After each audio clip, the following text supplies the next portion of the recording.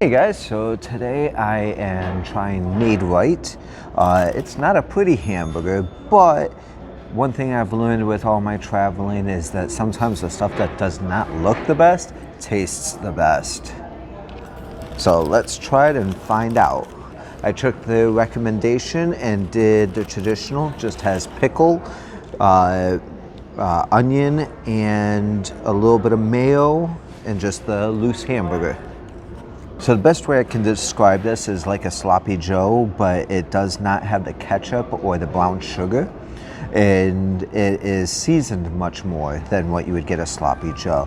So it is very unique, and if you're driving through, I suggest trying it because it's only in a small regional area, which I'll show here, and it's something that you may not get a chance to try again and maybe want to make a recipe that's something like this at home. So after having a few more bites, I think I've figured out why this is such a favorite for locals, and I feel like it's a lot like White Castle or Del Taco in your regional areas, that like there's just something that's nostalgic about it, and it is a cheap hamburger, so it's probably one of those things if you were poor and it was a fun thing when you were a kid to go get a MAID-RITE.